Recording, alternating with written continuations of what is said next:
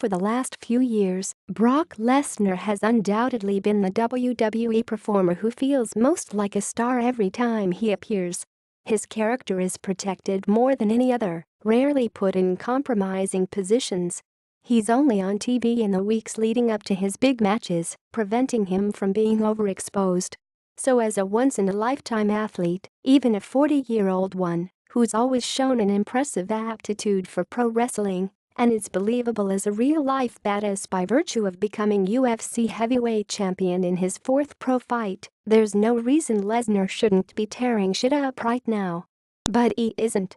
Instead, on Sunday, Lesnar, who was headlining the No Mercy pay-per-view by defending the WWE Universal Championship against Braun Strowman, squandered what was arguably the most anticipated WWE match of the year. The match completely fell apart, seemingly thanks to Lesnar, and it became clear that due to apathy, a physical decline, or some combination of the two, the dynamic, engaged Brock, who became the hottest attraction in pro wrestling, is gone. The noticeable deterioration of his in-ring performances is not necessarily a byproduct of matches designed to make him look unstoppable, so much as it is about hiding his limitations with smoke and mirrors. In recent efforts, Lesnar is working much shorter matches on average and generally is not the one bringing the movement to each bout. Instead of the explosive, constantly moving up and down Lesnar, what paying fans saw on Sunday was a match where he very obviously forgot at least one planned sequence and seemingly gave up on the match. Just look at what happens after Strowman gives Lesnar a spine buster for a near fall, which comes at 2:54 and 29 seconds of the WWE Network stream. Time stands still as Braun stays between Brock's legs and sticks out his arm in an obvious effort to feed him a Kimura double wrist lock from full guard, Lesnar's signature submission hold in WWE. After 10 seconds, Brock meekly shoves Strowman away, and then they just kind of stare at each other on the mat for 20+ seconds before getting back to the match. They then went another 3 minutes, ending with Lesnar hitting the F5 out of nowhere after countering Strowman's power slam attempt. There was no build-up to the finish whatsoever, no drama. The match just kind of ended, concluding as anticlimactically as possible, and the show quickly went off the air with Lesnar leaving the ring looking, as always, like he was about to have a heart attack. It was similar to Lesnar's match with Samoa Joe a few months ago, only even more disappointing.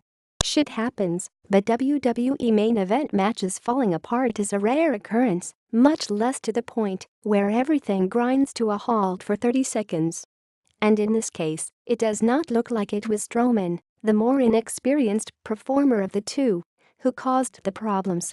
Even if he's still just a couple years removed from being arguably the worst wrestler on the roster, Strowman was clearly trying to take control of the match and Lesnar just stopped. That he looked gassed and turned beet red after a 9-minute match with relatively little up and down movement is probably not unrelated. The end result was a disappointing, anticlimactic match, something that has become a pattern for the highest paid per match performer in modern wrestling. There are a few ways to look at this, but all told, any current issues with Lesnar becoming a less engaging performer can probably be traced back about 3 years ago. At 2014's SummerSlam pay-per-view event, the show was headlined by Lesnar absolutely massacring John Cena to win the WWE Championship.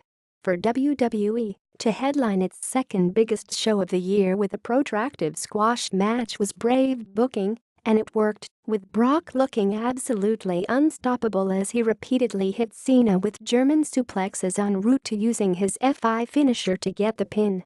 It was the kind of outside-the-box thinking rarely seen from the WWE creative team, and it fully recharged Lesnar, who had not had the best start to his second WWE run in 2012. Having ended The Undertaker's decades-long WrestleMania undefeated streak a few months before the Cena match, Lesnar was suddenly positioned as a very different type of monster heel from what WWE usually offered up. There was a problem, though, that cropped up as a result of this match, but it took time to manifest. In the meantime, the following month, Lesnar had a more competitive match with Cena ending in a screwy finish, and in 2015, he was in two of the year's best matches, defending against Cena and Seth Rollins at the Royal Rumble, and later Roman Reigns at WrestleMania. In those bouts, Lesnar was an active participant, taking as much punishment as he dished out, and the matches felt as heated as anything WWE had offered up in a long time. But during the early parts of the Reigns match, Lesnar did the repeated suplexes as a callback to the lopsided Cena bout, with the idea that his virtuous opponent was down for the count, only to rally late for an improbable comeback. He then yelled out the new catchphrase that altered the trajectory of his WWE career: "Suplex City, bitch." It sounds dumb, and it is, but it launched a new line of t-shirts for Lesnar, with different, market-specific variations offered in every town. Suplex City caught on to such a degree that it became what defined Lesnar. His matches, with a few exceptions, became about him dominating his opponent with repeated suplexes that the fans would count along with. While it worked as a one-off against Cena and as a story element in the Reigns match, as a regular event, it made Lesnar's opponents look ineffectual instead of making him look dominant. Most infamously, Lesnar killed off fan interest in Dean Ambrose at last year's WrestleMania. Ambrose is only recovering now after a year and a half, en route to giving Randy Orton a concussion with legitimate elbows to the head later that year at SummerSlam.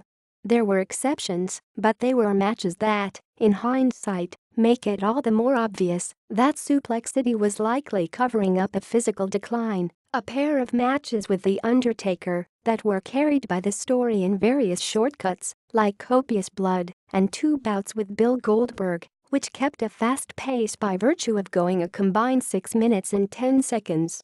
His most recent great match, his title defense at this year's SummerSlam, saw him sit out most of the bout with a storyline injury after being dispatched by Strowman early on. And every time, without exception, Lesnar looks like he's on the brink of death within a few minutes, turning bright red and sometimes purple. It's a far cry from his return match 5 years ago, where, just a few months removed from his UFC stint, he went a fast-paced 18 minutes with Cena, looking indestructible and never turning any distracting colors. However, the first 2 years of Lesnar's second WWE run were heavily squandered with mistimed losses and storylines that undermined his uniqueness in general. So by the time WWE made him into a dominant attraction with The Undertaker and Cena wins, he was close enough to losing his physical edge that finding a game-plan to hide the changes would have been particularly fortuitous. In the grand scheme of things, this robs WWE and the paying audience of Brock Lesnar special attraction. His appeal is that he is a gigantic, hulkish human being with superhuman strength, a high vertical leap, and everything else, like his NFL combine numbers, that makes him the epitome of explosive athleticism. That is what he is supposed to embody in the ring. If, at 40 years of age, he can't do that anymore, and is so compromised, or, a cynic might say, cutting corners to fleece WWE, that he's unable to get through all of the planned spots in a match, then he's not Brock Lesnar anymore. He may look like Brock Lesnar and he may have Paul Heyman doing his trademark bloviating interviews beside him, but the next big thing is dead. Long live the new thing.